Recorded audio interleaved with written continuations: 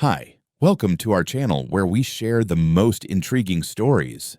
When ex-military Danny Block returns to his peaceful mountain cabin, he finds 3 armed men trying to break in, claiming HOA authority over land he owns free and clear. What starts as trespassing spirals into a ruthless battle of fraud, corruption, and one man's fight to keep what's his.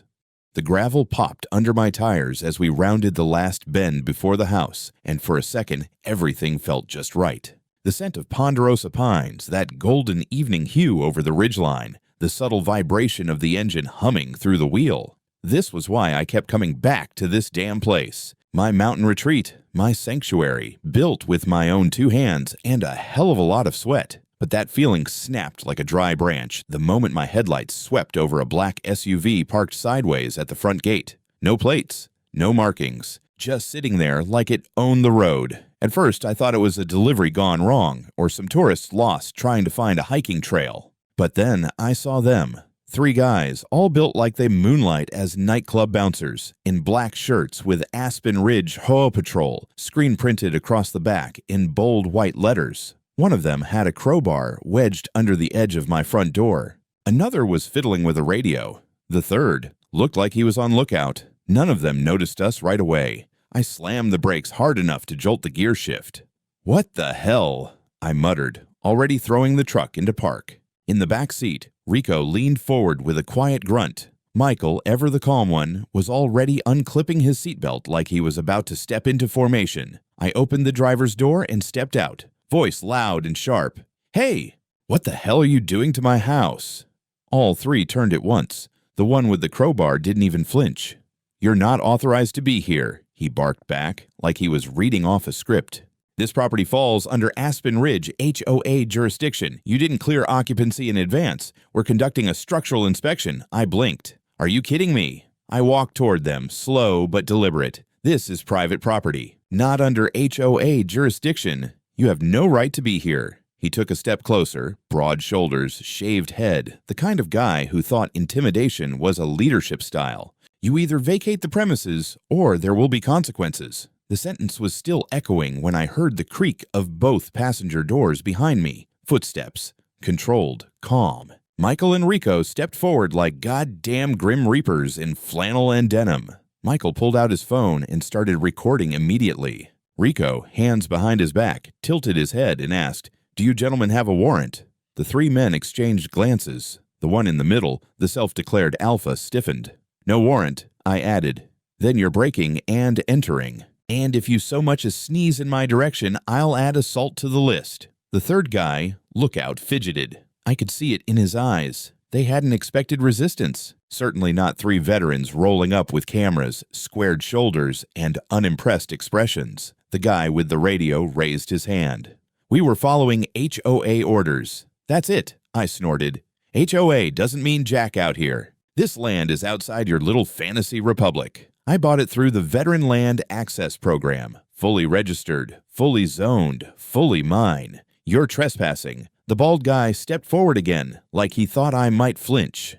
"You don't understand who you're dealing with." Michael spoke for the first time, calm and dry. "Oh, I think we do."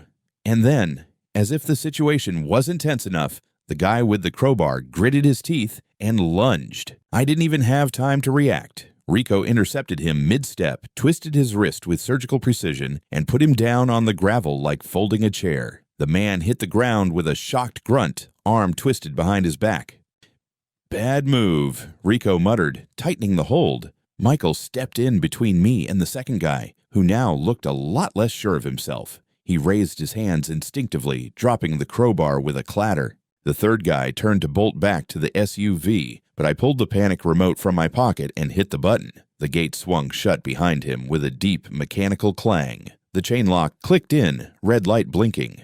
"No one's going anywhere," I said. "Congratulations, you're all going to wait here and explain this to the sheriff." Michael kept filming as the guy on the ground started yelling, "This is a misunderstanding. Karen told us it was abandoned." Rico raised an eyebrow. Karen Truman," the second guy added quickly, still standing with his hands up.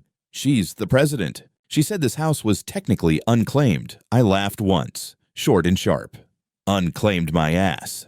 I walked to my truck, grabbed the emergency sat phone from the glove box, and called the Gila County Sheriff's Office. I gave them the exact coordinates, described the situation in blunt detail, and told them we had the whole thing on video, including the attempted break-in and physical assault. The dispatcher said deputies would be on the way within 15 minutes. I leaned against the hood of the truck, arms crossed, eyes locked on the trespassers like a man watching coyotes get stuck in their own trap. No one spoke for a few beats. Only the wind through the trees and the faint chirping of the motion-activated cameras echoing from under the roof eaves. I almost felt bad for them. Almost. The guy Rico had on the ground kept struggling like a hooked trout, but he wasn't getting anywhere. Every time he twisted, Rico adjusted the hold just enough to remind him he was in the grip of someone who'd once disarmed a Taliban soldier with a soup spoon. The second guy, the one who dropped the crowbar, started inching backward until Michael looked at him and calmly said, "I wouldn't." That was enough. The guy froze like a guilty teenager caught sneaking in past curfew. I stood by the truck, hand still on the panic remote, watching this circus unfold in the middle of my damn yard. This was supposed to be a quiet weekend. Whiskey, smoke, maybe a poker game under the stars. Not a live-action HOA reenactment of Waco Light. "Let him go," the third guy shouted, stepping forward with sudden false courage. "You're assaulting an officer." Rico didn't even look up. "You're not officers. You're thugs in polyester. You're gonna get sued for this." The guy barked, chest puffed, voice cracking with just a little too much panic underneath the bluster. I stepped forward and snapped, "You tried to break into my house. That's a felony. You threatened me. That's another one. Touch me again, and I swear to God, the only thing you'll be suing is the prison vending machine for bad coffee." The tension crackled. The guy's eyes darted to the closed gate, the locked SUV, the forest around us. He looked like he finally understood he was surrounded, and no one was coming to save him. Then, like clockwork, the shrill buzz of tires on gravel signaled the arrival of the cavalry. 2 Gila County Sheriff's deputies pulled up in a dust-covered Ford Explorer, lights flashing but sirens silent. A man and a woman got out, both tan uniforms, both calm and professional. The male deputy walked up first, eyes scanning the scene like he'd seen 100 variations of this before, and none of them surprised him anymore. "Evening," he said. "Someone called about a break-in?" "That was me," I said. "Danny Block. This is my property. These men were caught trying to force entry with a crowbar. I have them on camera, and I've got 2 witnesses. They claim to be with some HOA that doesn't have jurisdiction out here." The female deputy walked up to the guy on the ground. "Sir, you need to release him." Rico looked up, expression cool as ever. "Deputy, this man initiated physical contact and attempted assault. I used the minimal necessary force to detain him. You're welcome to take over." The male deputy nodded at Rico. "Go ahead and step back. We'll take it from here." Rico released his grip and stood, brushing gravel off his jeans. The guy he'd been holding groaned and rolled over, rubbing his shoulder. "Names," the female deputy said, looking at the trio. "Scott," muttered the one from the ground. "That's Jake, and that's Tyler." The male deputy frowned. "You with Aspen Ridge HOA?" "Yes," Jake blurted. "Karen Truman sent us. We were instructed to inspect the property. Do you have identification?" None of them moved. "Bad sign," the deputy said, exhaling. "Let me see your credentials, orders, any paperwork authorizing you to be here." Still nothing. Just 3 blinking meatheads caught playing lawman in the wrong jurisdiction. Michael stepped forward, holding up his phone. "We've got footage from the moment we pulled up." They were actively prying the front door. "No ID, no badges, no warrant." "Sir," the deputy said to me, "you mentioned surveillance footage." I nodded and pulled up the live feed from the cabin security system on my phone. Front porch, wide shot. One of the guys literally jamming the crowbar into the doorframe. Time-stamped, clear as day. I hit play. The deputy watched for a few seconds and whistled. "All right," he muttered. "That's enough for me." Within minutes, the 3 were being read their rights. The looks on their faces ranged from dazed to outright pissed. Tyler, the loudest of the bunch, started yelling about how we were violating federal code and sovereign HOA boundaries. The deputies just ignored him. While they were being loaded into the Explorer, the female deputy walked over to me. "Mr. Block, we're going to need formal statements from all 3 of you. You available to come into the station tomorrow?" "Absolutely," I said. She nodded, glanced at the house. "Nice place, by the way. Shame about the company." I smirked. "That's why I live up here." To avoid company, they drove off a few minutes later with 3 angry fools in the back. The dust settled behind their taillights, and the silence of the forest crept back in. Rico broke it first.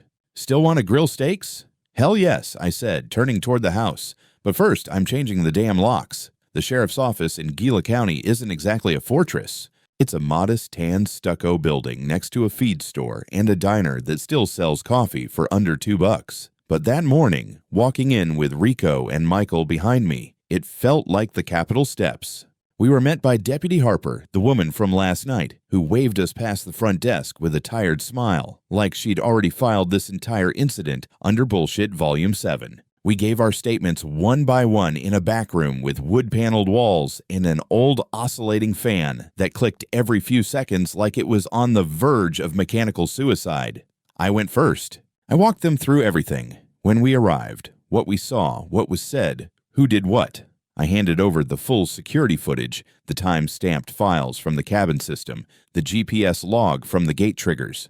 They didn't just have video. They had metadata, elevation, timestamps. I wasn't just covering my ass. I was filing a goddamn thesis. Michael and Rico gave their statements next, methodical and military in their delivery. No dramatics. Just cold, hard recollection. Rico even sketched a diagram of who stood where, what time he intervened, the hold he used, and how long it lasted. The deputies looked mildly horrified. I wasn't sure if it was from the accuracy or the casual mention of joint manipulation. After an hour, we were done. But as we were getting ready to leave, Deputy Harper stopped us. "Hold up a second." One of the suspects.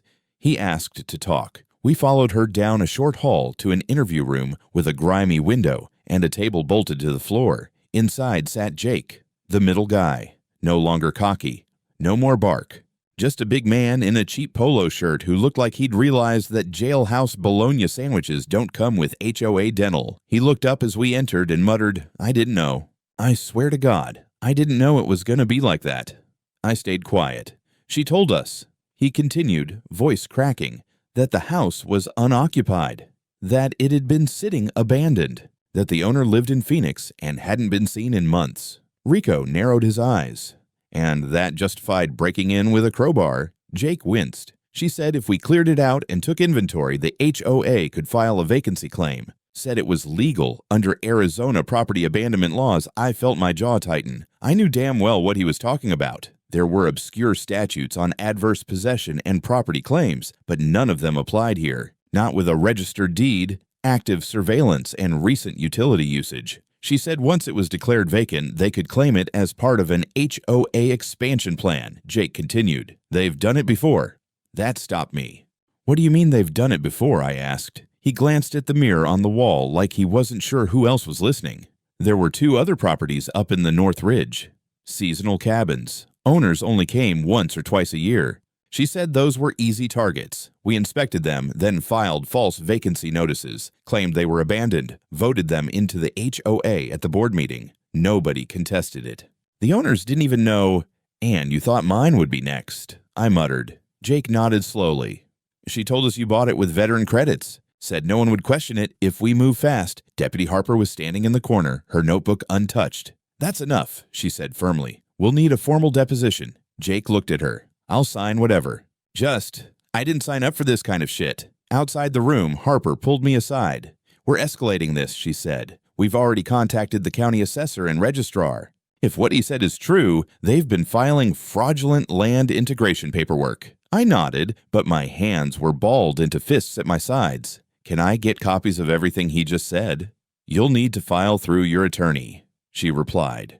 "But yes, and if I were you, I'd lawyer up fast, because this thing..." She glanced back toward the room. "This isn't just trespassing anymore." She was right. By the time we got back to the cabin, the weight of it was sinking in. This wasn't some isolated HOA stunt gone rogue. This was a deliberate pattern, a mechanism to absorb land, claim it, and smother the rightful owners under paperwork and lies. I sat on the deck that evening, bottle of whiskey on the table, Michael flipping through legal forms on his tablet, Rico cleaning his knife like it was Sunday Mass. She said they already took 2 properties. I said, "How many more?" Michael didn't look up. Probably depends how many people didn't show up in time. I took a long pull from the bottle. I was here now, And they'd picked the wrong house this time. It didn't take long for the counterattack to begin. By Monday morning, my inbox was flooding with alerts from news aggregators, and my phone buzzed with push notifications. One of the local papers had published a headline that made my blood boil. Armed veterans storm HOA inspection. Officers assaulted in remote property dispute. The article was loaded with thinly veiled bias, painting me and my friends as rogue militia types who'd violently interrupted a routine safety assessment on HOA land. No mention of crowbars. No mention of trespassing, just a neat little rewrite of reality, fed directly from Karen Truman's PR pipeline. I stared at the byline, contributed by anonymous source close to Aspen Ridge HOA board. Michael looked over my shoulder, expression unreadable. She's trying to control the narrative. Yeah, I muttered, and it's working. That same afternoon, my lawyer, Gavin Morris, a real estate litigator from Phoenix with the charm of a python and the memory of an AI, called me with updates. He'd received the official police reports along with the footage we submitted. He was already prepping a civil suit, but he had more. They tried to file a code violation notice against your property this morning, he said. Filed under the HOA authority with the county office. Claims of structural decay, non-compliant fencing, improper septic tank clearance. All nonsense, of course. I almost laughed. I installed that septic system myself. It passed inspection last year. He didn't laugh. They're trying to build a case. Public nuisance, code violations, whatever sticks.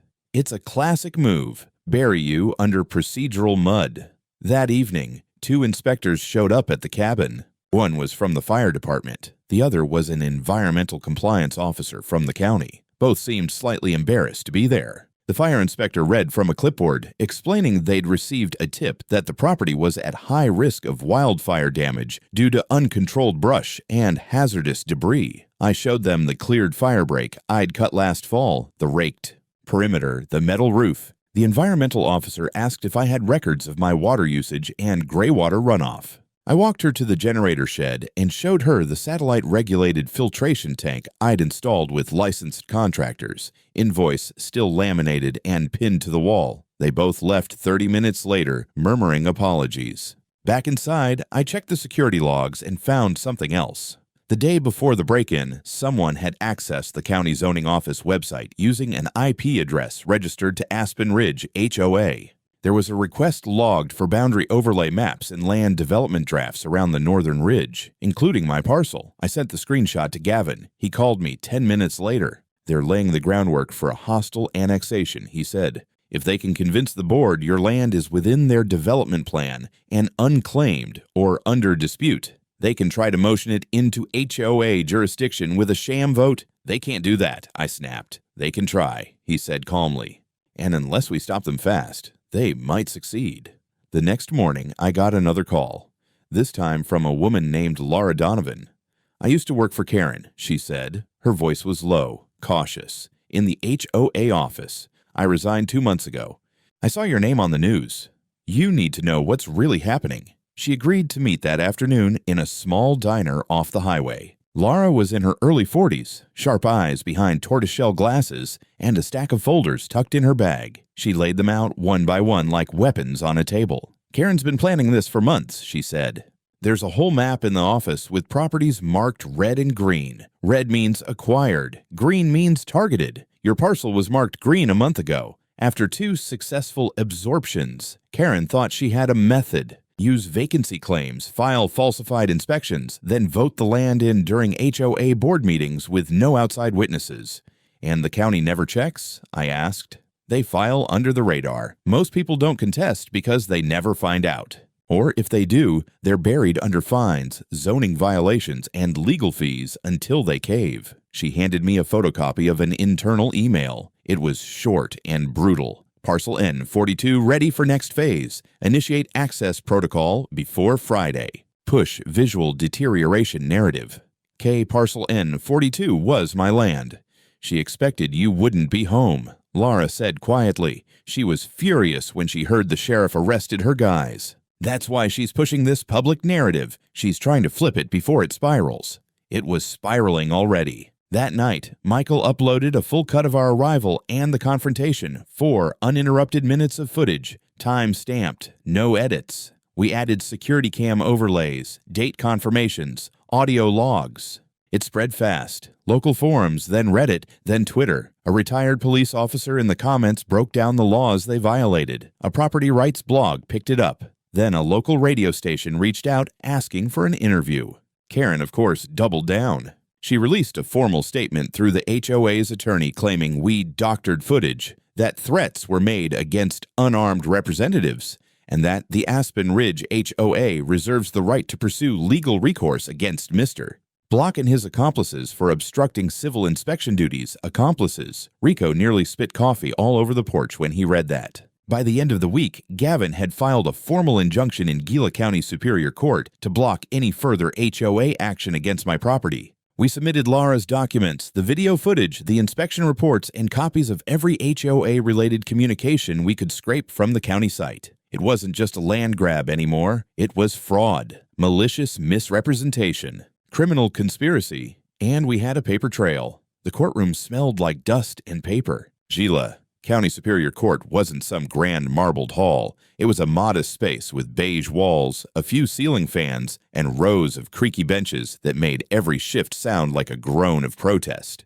But for what was about to go down, it may as well have been Madison Square Garden. We weren't here for the final fight just yet, but this was the first public hit, and Karen Truman had finally stepped into the light. She arrived flanked by two attorneys in navy suits and attitude. One of them wore cufflinks shaped like gavels. I could smell the smug from across the aisle. Gavin sat next to me, calmly organizing his files like he was prepping for a wedding toast. Rico and Michael sat 2 rows back, stone-faced and presentable in clean shirts. Behind them, a few reporters shuffled in with notepads and coffee, including one from the very paper that ran the HOA's spin piece last week. We were here for the temporary injunction hearing, our motion to block any further HOA action against my property until the courts could fully examine the evidence of fraud and trespass. But this wasn't just about paperwork. Karen had chosen to fight, and now she'd have to bleed. The judge, an older man with a thick silver mustache and no time for theatrics, called us to order. Gavin presented first. His delivery was like watching a scalpel in motion, calm, sharp, and precise. He introduced the footage from my cameras, the smartphone video, the inspection records, and then brought out the big guns. The internal HOA documents Laura Donovan had handed over. He read directly from one of them. Initiate access protocol. Push visual deterioration narrative. Claim absentee status. Acquire under emergency compliance vote, the courtroom murmured. Gavin slid the document across to the judge. This isn't a zoning misunderstanding, Your Honor. This is organized property theft dressed up in bureaucracy. Karen's lawyer objected, claimed the document was unauthenticated, possibly fabricated. Gavin raised an eyebrow and handed over a notarized statement from Laura, including her signed affidavit and digital timestamps from the HOA office's email server. Then came the footage, full screen, time-stamped, crystal clear. The judge watched as the 3 men attempted to pry open my front door with a crowbar. He watched Rico subdue one of them without unnecessary force. He watched as deputies arrived and arrested all 3. And he watched one of the men scream that Karen told us to do it. Karen's attorney tried to speak again, but the judge cut him off. Does your client deny authorizing this action? The lawyer hesitated. Karen leaned in and whispered something. The lawyer cleared his throat. She denies any knowledge of an unlawful entry. The individuals in question acted independently, and without official sanction, Gavin didn't even blink.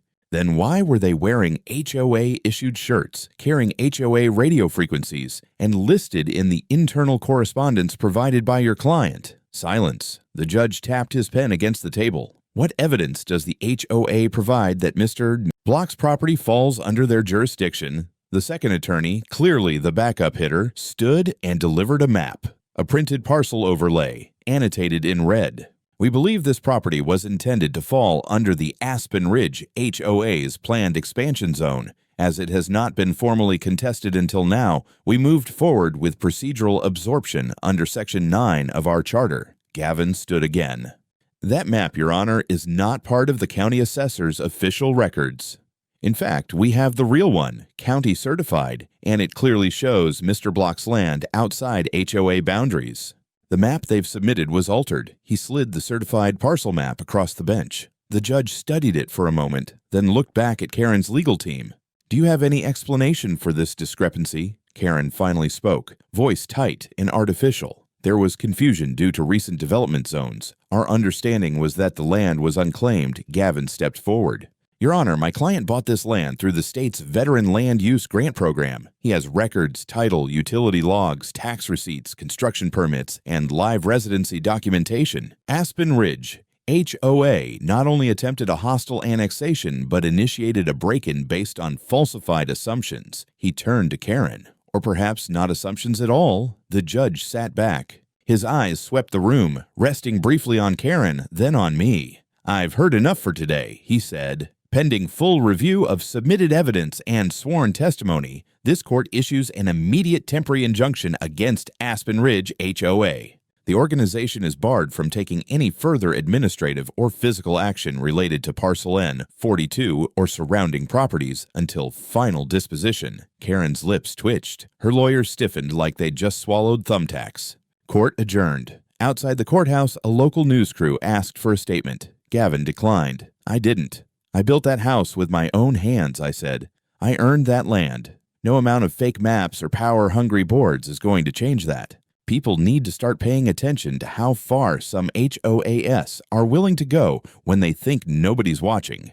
It hit the local news that night. By morning, the segment had over 60,000 views. A retired judge from Flagstaff reposted it on social media with a single line: "This is no longer a civil matter. This is criminal." For a brief moment, it felt like we had the upper hand. The injunction meant the HOA couldn't touch my land, couldn't file, vote, inspect, or so much as breathe in my direction without court approval. Karen's team had been blindsided, and for the first time since this mess began, I could step onto my porch, drink coffee in the morning, and not wonder which corner of the forest some HOA rent-a-goon might come crawling out of next. But the thing about cornered animals? They bite. It started small, anonymous calls to the county zoning board questioning whether I had permits for my satellite dish. Someone reported my generator as noise pollution. Then a drone buzzed over my house just past midnight, its red lights blinking through the pine branches. It didn't linger long, but I heard it. And I knew exactly where it came from. Gavin filed additional restraining orders. Meanwhile, he pushed the court to expand the investigation from civil to criminal. And that's when the real cracks began to show. Laura Donovan, our inside whistleblower, called one evening, breathless and nervous. "They're shredding things," she said. "Who?" "The HOA board, the office." I drove past after hours and the lights were on. The back door was open. I looked inside. There were bags of files stacked up and one of Karen's assistants feeding them into a shredder. I passed the tip to Deputy Harper. The next day, the sheriff's office issued a preservation of evidence order and raided the HOA office with a warrant. They recovered partial documents from the trash and digital backups from a neglected office server. And that's when the hammer dropped. The recovered files showed dozens of attempts to alter parcel data, including files submitted under false names, altered property maps, and board vote summaries where the same 3 names appeared repeatedly: Karen, her vice president, and a secretary who no longer lived in the state. Worse, a scanned document bearing a forged signature from the Gila County Recorder's Office, supposedly validating the redrawn HOA boundaries. Only the signature was a dead giveaway. Deputy Harper confirmed the actual official hadn't been in office since 2018. Karen had been faking legal endorsements. The DA's office got involved. A criminal case was formally opened for fraudulent land claims, document forgery, criminal conspiracy, and attempted unlawful annexation. Gavin and I were called into a closed-door meeting with the deputy district attorney. She wore a tan blazer and had the energy of a woman who'd spent the last decade trying to stay ahead of municipal corruption. "This isn't just one guy's property," she said, laying out a stack of reports. "This is a pattern. We have 4 confirmed properties improperly absorbed into the HOA over the last 2 years, all by the same method: claims of vacancy, faked compliance checks, and closed-door board votes using forged records." She flipped the page. "And Mr. Block's case is the first where the owner was present, organized, and had evidence." I blinked. "So you're saying if I hadn't shown up, they'd have taken it," she finished. "And you'd have spent the next year fighting to prove you ever owned it in the first place." That night, I sat outside with Michael and Rico again. The sun was setting behind the hills, casting orange streaks across the tree line. Rico was sharpening a blade on a flat stone. Michael stared into the fire pit, poker in hand. "She's not done," Rico said, voice low. I nodded. "She's bleeding, but not dead." Michael spoke up without looking at me. "That's when they're the most dangerous." He was right. The next morning, a notice appeared on the community bulletin board in Aspen Ridge, an open letter from the HOA signed by Karen. "To our valued residents, a rogue landowner has initiated a smear campaign against our board with the help of radicalized outsiders and forged evidence. We ask for your patience and loyalty as we defend the integrity of our community. We will not be intimidated. We will not be bullied. We will prevail." That same day, my mailbox was smashed in. Someone threw roofing nails across the driveway. My satellite signal dropped for 12 hours, and the service tech said someone had climbed the pole and tampered with the dish manually. Rico started sleeping in the guest cabin with a rifle across his lap. Michael installed 2 extra motion-activated cameras near the trailhead and rigged a small weatherproof speaker to blast the sound of a pump shotgun racking whenever movement was detected. That night, it triggered twice, but nobody stuck around. The indictment came down on a Tuesday. By 10 a.m., Karen Truman was in handcuffs. She was arrested at her home in full view of the Aspen Ridge Board and half the damn neighborhood, still in her bathrobe, screaming about government overreach and fake news conspiracies. The footage made the evening news. One of the deputies had a body cam running, and it showed Karen trying to slam the door on the warrant team and shouting that she was a protected community leader. That went over like a fart in church. The charges were serious: conspiracy to commit fraud, falsification of public records, attempted unlawful annexation of private land, and criminal trespass via third parties. But that wasn't all. One of the patrol guys, Jake, the one who'd cracked in the interview room, had turned state's witness. In exchange for a plea deal, he gave up everything. Voice memos from Karen, internal chat logs, even copies of fake board meeting minutes stored on his phone. The most damning detail? Karen had personally forged signatures on land use petitions. She'd gone so far as to fake approval from a deceased county official to legitimize her annexation scheme.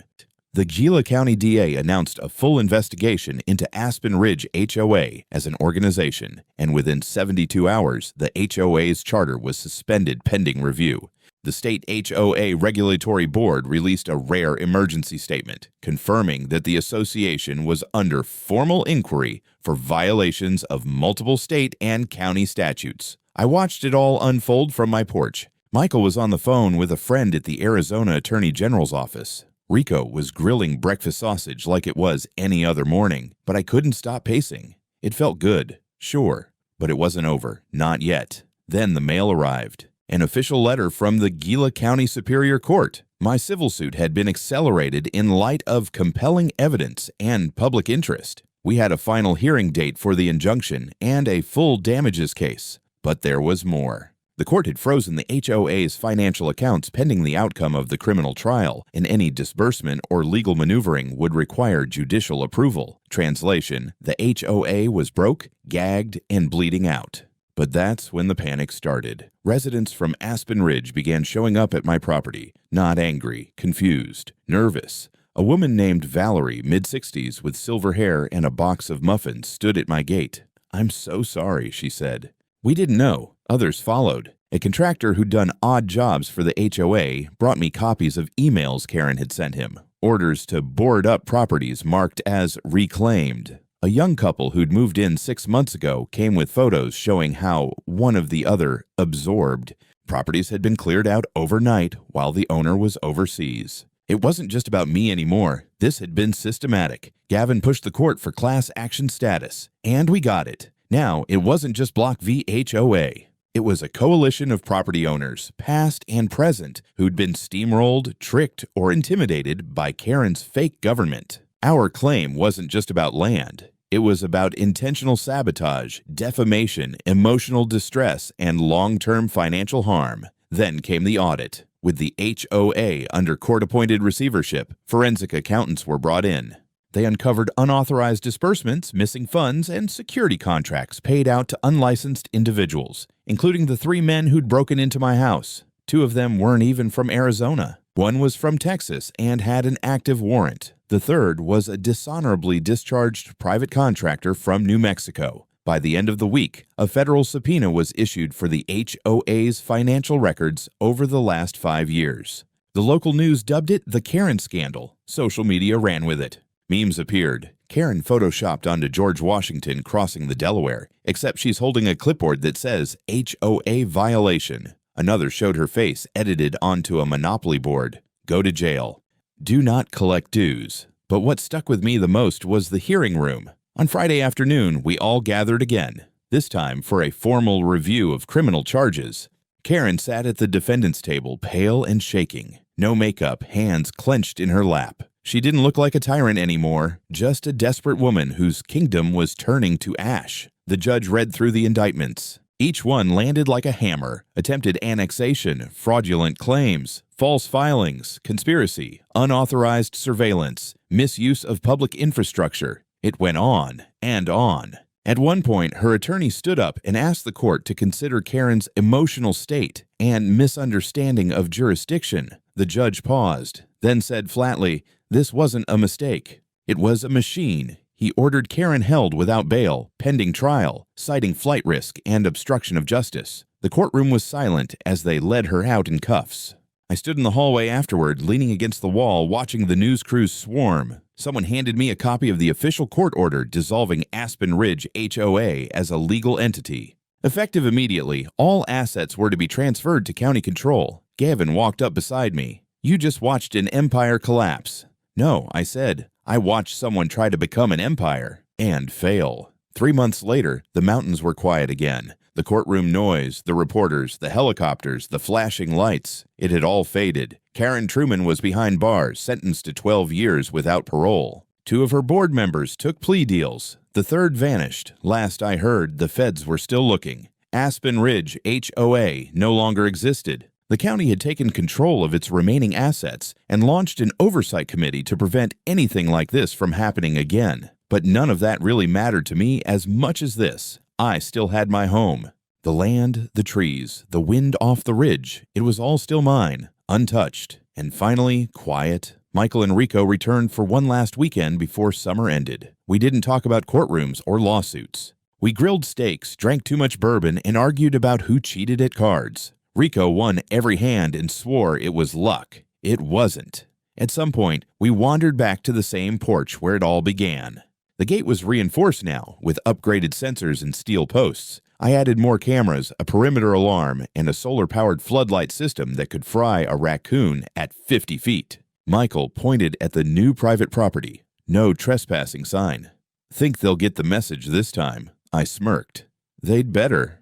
The stars came out one by one, and the night fell with that heavy, peaceful silence only the mountains know. No radios, no crowbars, no HOA clipboards. Just old friends, the smell of firewood, and a sense of calm I hadn't felt in months. The next morning, we had coffee on the deck. Michael read a news alert on his phone. My case had made it into a legal newsletter. The headline read, "Veteran wins landmark suit against rogue HOA. $290,000 awarded. Systemic reform begins." Not a bad legacy, all things considered. I donated part of the settlement to start a small nonprofit, Landwatch AZ, a group helping private landowners fight back against HOA abuse, zoning scams, and property fraud. Gavin even offered to sit on the advisory board, said he was tired of suing developers and wanted to hunt bigger game. The rest of the money I reinvested in the land, cleared a second trail, built a guest cabin, and planted apple trees along the western ridge. Something about roots, about permanence, felt right. As for Karen, I didn't think about her much anymore. The court would deal with her. The system finally worked. But every now and then, I'd see something on the news. Another HOA scandal, another forged map, and I'd wonder how close someone else was to losing everything they built. Maybe next time they'd fight back, like I did.